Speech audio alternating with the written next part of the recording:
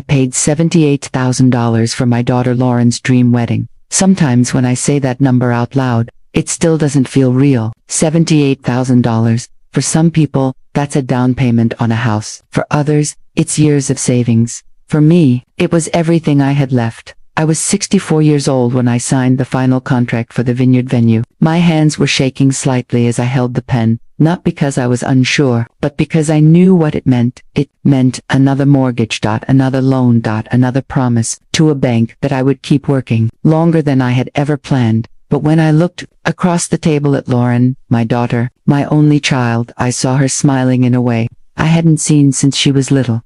And suddenly none of it felt heavy anymore. Because when you spend most of your life raising someone alone, their happiness becomes your retirement plan. Lauren had been dreaming about her wedding since she was 14 years old. I remember the first time she showed me the Pinterest boards she had created. Hundreds of pictures.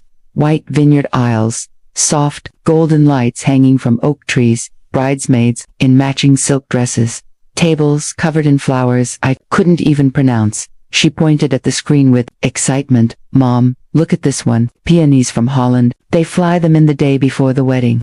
I remember laughing softly and saying, "Baby, flowers from another country. That sounds expensive." But she just smiled and said something I'll never forget.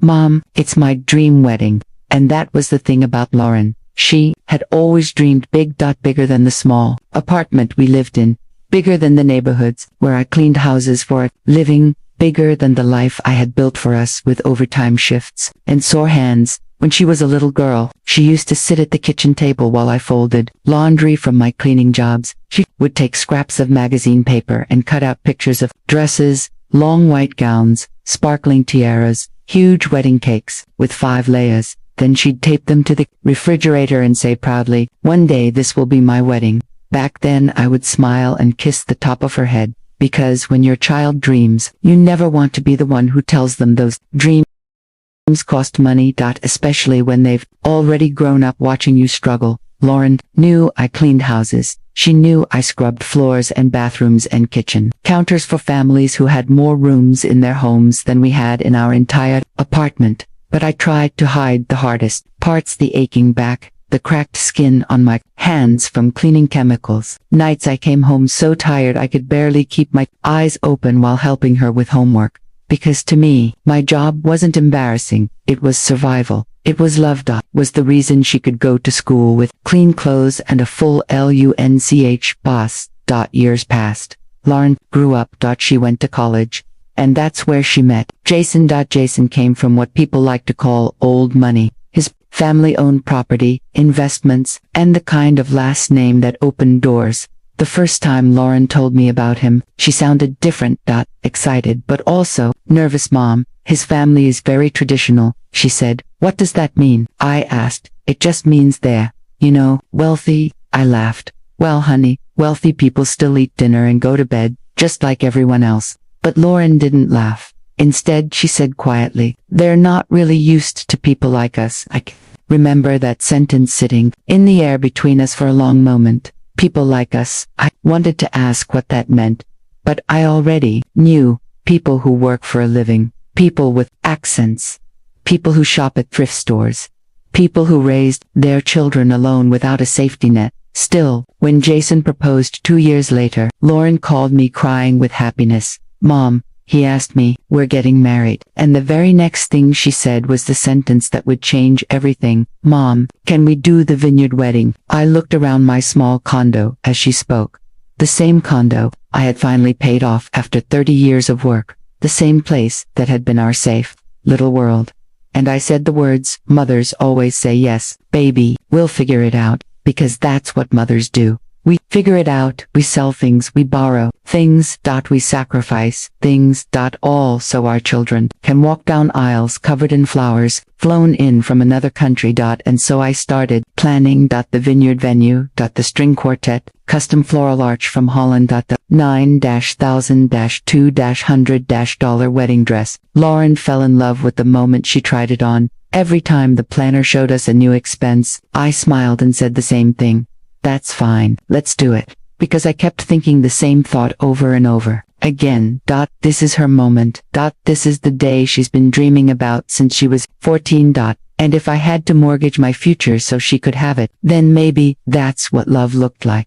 What I didn't know then was that the most expensive part of that wedding wasn't the flowers, it wasn't the dress, it wasn't even the $78,000. It was the phone call that would come 2 days before the rehearsal dinner, the call where my daughter would tell me something no mother is ever prepared to hear. When Lauren started planning the wedding seriously, I began to notice something slowly changing. At first, it was small things. She started talking differently about money. Not in the way people who struggle talk about money, carefully, respectfully, like something fragile. Instead, she talked about it the way people do when they've never had to worry about it. Mom, everyone has a destination rehearsal dinner now. Mom, vineyard weddings need real floral arches, not artificial ones. Mom, Jason's parents are inviting some important people.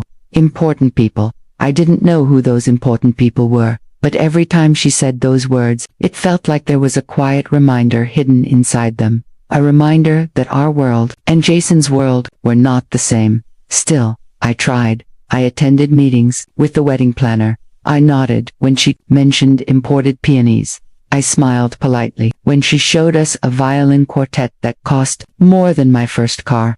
Sometimes when the planner wasn't looking, I would glance at Lauren. Her eyes were glowing. She looked like the 14-year-old girl who used to tape wedding pictures on the refrigerator. And that made it worth it, because the truth is, mothers don't measure love in dollars. We measure it in smiles. Meanwhile, Jason's family appeared polite, but distant. First time I met his parents was at a dinner Lauren arranged. That their house was enormous. Not just big, but the kind of place where your footsteps echo on marble floors. Jason's mother wore pearls, real ones. The kind you don't buy from a jewelry counter. She smiled at me warmly, but something in her eyes studied me the entire evening. What line of work are you in? She asked at one point. I answered honestly. I cleaned houses for most of my life. I retired last year. Her smile didn't disappear, but it became thinner. Oh, she said. Just one word. Oh, that one word told me everything I needed to know about how she saw me still. I kept smiling, because I wasn't there for them. I was there for Lauren, and Lauren seemed happy at least, at the beginning. But slowly, something about her energy changed. She became more anxious, more focused on appearances. More worried about what Jason's family thought. One afternoon, while reviewing the guest list, she said something quietly. Mom, Jason's parents are paying attention to the details. What kind of details? I asked. The image, that word again. I nodded slowly, but deep down, I felt a small knot tightening in my chest.